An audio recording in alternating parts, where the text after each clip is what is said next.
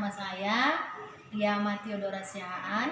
Saya mengajar di Sekolah SMA Negeri 1 Teluk Dalam, Nia Selatan, Sumatera Utara.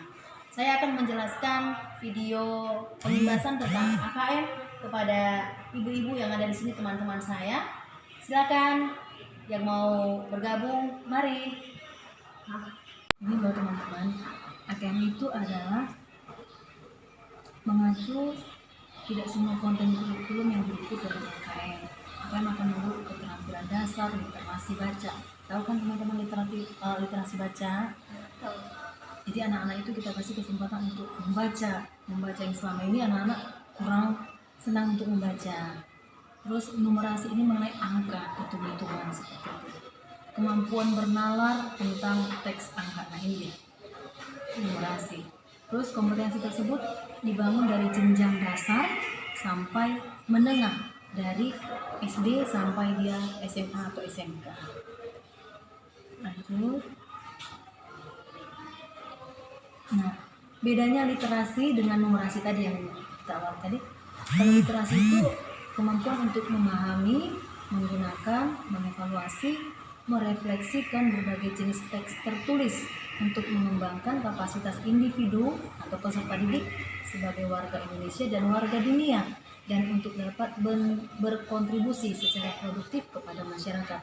Sedangkan numerasi, kemampuan berpikir menggunakan konsep, prosedur, fakta, dan alat matematika untuk menyelesaikan masalah sehari-hari pada berbagai jenis konteks yang relevan untuk individu atau peserta didik sebagai warga negara Indonesia dan dunia. Kemudian kita lanjutkan lagi. Nah, perubahan ujian nasional. Ya, jadi kalau situasi saat ini materi UN terlalu padat, benar kan padat ya UN itu ya, sehingga siswa dan guru cenderung menguji konten bukan kompetensi penalaran. Kemudian UN menjadi beban siswa, guru maupun orang tua. Karena apa? Karena menjadi indikator keberhasilan. Jadi kalau anak-anak itu nggak lulus ujian UN, mereka katanya nggak berhasil, gitu ya. Padahal selama berapa tahun mereka sudah mengikuti pelajaran di sekolah. Nah, yang berikutnya, UN seharusnya berfungsi untuk pemetaan mutu sistem pendidikan nasional, bukan penilaian siswa. Selanjutnya, UN hanya menilai aspek kognitif dan hasil belajar, belum menyentuh karakter siswa secara menyeluruh. Untuk arahan kebijakan baru tahun 2020 ini, UN akan dilaksanakan untuk terakhir kalinya. Tahun 2021 akan diubah menjadi asesmen kompetensi minimum atau disingkat dengan AKM, dan survei karakter. Nah, di sini literasi tadi sudah ya, numerasi sudah. Nah, yang karakter, apa aja karakter yang bisa dilihat dari siswa nantinya dari AKM ini? Satu, bernalar kritis. Selanjutnya di sini bisa ibu-ibu lihat, kreatif, mandiri, gotong royong, kebinekaan global, dan berakhir dengan akhlak yang mulia. Nah, ini dilakukan di tengah jenjang, bukan di akhir, tetapi di tengah jenjang. Misalnya kalau dia SD kelas 5, untuk dia SMP kelas 8, untuk dia SMA kelas 11. Bukan dulu seperti UN ya. Kalau dulu UN kelas 6, SMP kelas 3, terus yang untuk SMA-nya kelas 12. Ini AKM-nya bukan. Nah, itu bedanya juga. Sehingga mendorong guru dan sekolah untuk melakukan perbaikan mutu pembelajaran, mengacu praktik baik pada level internasional seperti PISA dan TIMSS. Oke, kita lanjut lagi. Nah, asesmen nasional 2021 ini atau AKM ini pemetaan mutu pendidikan pada seluruh sekolah, bukan hanya sekolah tapi madrasah juga, dan program kesetaraan jenjang dasar dan menengah. Mutu pendidikan diukur dengan 3 instrumen. Yang pertama, asesmen kompetensi minimum, mengukur literasi baca tadi ya, dan numerasi sebagai hasil belajar kognitif. Yang kedua, survei karakter tadi ada ya. Nah, mengukur sikap, kebiasaan, nilai-nilai values sebagai hasil belajar dan kognitif. Yang ketiga, survei lingkungan belajar. Nah, sebelum kita sampai berikutnya, apa yang bisa ibu-ibu dapatkan dari yang sudah saya jelaskan tadi? Kira-kira apa yang bisa ibu tangkap tadi? Misalnya kan tadi Bu, asesmen untuk pelaksanaan ujian nasional biasanya dilakukan pada tahap akhir ya, misalnya untuk kelas 12 misalnya kan bisa jenjang SMA. Nah untuk tahun yang baru ini kegiatan tersebut atau ujian nasional tersebut dilakukan pada pertengahan, misalnya untuk SD dilakukan pada kelas 5 SD, terus untuk SMP kelas 8 dan kelas SMA dilakukan untuk kelas 11. Menurut ibu-ibu, apakah ibu-ibu setuju dengan diadakan AKM ini sebagai pengganti UN? Kalau menurut saya itu setuju ya, karena pelaksanaan AKM ini juga bertujuan untuk lebih mengetahui bagaimana kemampuan para siswanya sebelum kelas 12 ya. Jadi kalau AKM ini dilaksanakan pada kelas 11, maka akan ada kesalahan, jika ada kesalahan siswa itu sebelumnya, maka bisa diperbaiki di kelas 12. Terus mereka tidak juga terbeban untuk tidak berhasil atau berhasilnya seperti itu ya. Orang tua juga tidak terbeban, siswa juga, guru juga, dan orang tua. Nah, kita lanjut ya, Ibu. Nah,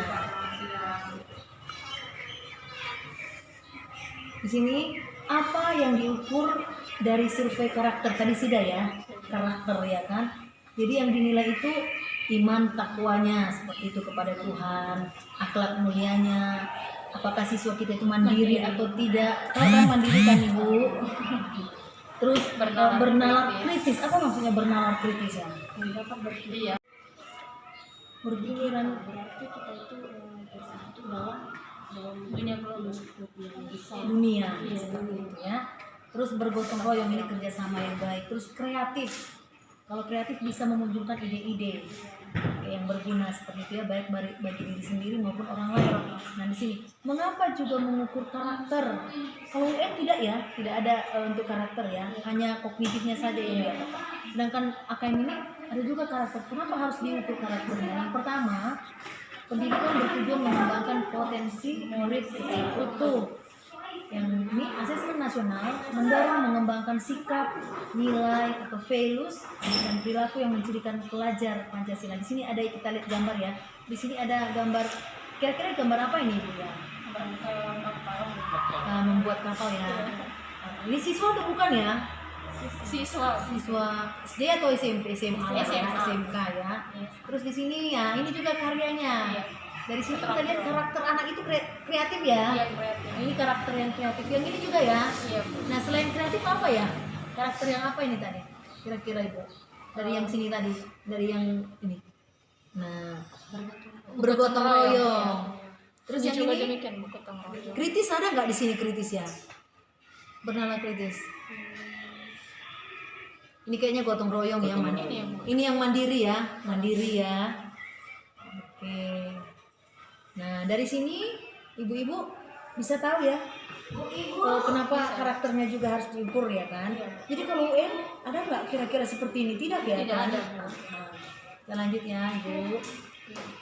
Nah, apa yang diukur di survei lingkungan belajar? Tadi kan ada survei karakter, ini survei lingkungan dia belajar. Jadi iklim belajar dan iklim satuan pendidikan, iklim keamanan sekolah. Nah, keamanan dan well-being siswa, keadaan siswa dengan siswa, sikap dan keyakinan guru, kebijakan dan program sekolah. Ini merupakan iklim yang ada di sekolah. Untuk iklim kebinekaan sekolah, praktik multikultural di kelas, sikap dan keyakinan guru, kebijakan dan program sekolah. Nah, ini dia untuk indeks sosial ekonomi. Bagaimana pendidikan orang tuanya, profesi orang tua, fasilitas belajar dunia. Ini juga yang mempengaruhi survei lingkungan bagi siswa. Kemudian kualitas pembelajarannya, bagaimana manajemen kelasnya, dukungan dari luar seperti itu ya. Terus aktivasi kognitifnya. Terakhir pengembangan guru, refleksi dan perbaikan pembelajaran dari guru maupun dukungan dari refleksi guru. Apakah guru itu juga mendukung untuk keberhasilan dia bagi siswa-siswanya. Nah ini sasaran asesmen nasional. Siapakah sasarannya? Jadi di sini ada siswa yang tadi ya tingkatnya kelas 5, kelas 8 dan kelas 11. Bukan semua ya, tapi khusus ya. Nah, juga sasarannya guru dan kepala sekolah. Nah, meliputi apakah siswa ini? Apa yang kira-kira yang dilihat sasarannya? Mencakup AKM literasi dan numerasi, juga karakter. Satu lagi, lingkungan belajar. Tapi untuk guru, literasi dan numerasi ini tidak termasuk. Ini hanya termasuk pada siswa. Jadi untuk ada tiga, ya kan? AKM literasi dan numerasi, survei karakter dan survei lingkungan. Sedangkan untuk guru dan kepala sekolah, survei lingkungan belajar. Nah, kita lihat dari hasil literasi dan numerasi, kita lihat hasil kognitif mereka. Sedangkan dari survei karakter kita lihat hasil sosial emosional. Dan yang terakhir, survei lingkungan, karakter, input yang datang dan proses pembelajaran. Oke, sampai di sini Ibu, ada yang Ibu kira-kira yang Ibu tanyakan? Jadi saya bagikan ini sama Ibu supaya kita sama-sama belajar, supaya saya juga terima nanti masukan dari ibu-ibu semuanya. Saya juga kalau ada yang tahu saya bagikan lagi, kita sama-sama belajar. Nah, mengapa harus asesmen nasional? Nah, asesmen nasional dilakukan untuk menghasilkan informasi untuk perbaikan kualitas belajar mengajar yang kemudian diharapkan berdampak pada karakter dan kompetensi. Jadi kalau UN hanya kompetensinya saja, tetapi ini pada karakter dan kompetensi siswa. Hasil asesmen nasional perlu digunakan untuk diagnosis masalah dan perencanaan perbaikan pembelajaran oleh guru, kepala sekolah, dan dinas. Sekian dulu ibu-ibu sekalian. Nanti kalau ada kekurangan kita sama-sama belajar. Terima kasih Bu. Selamat siang.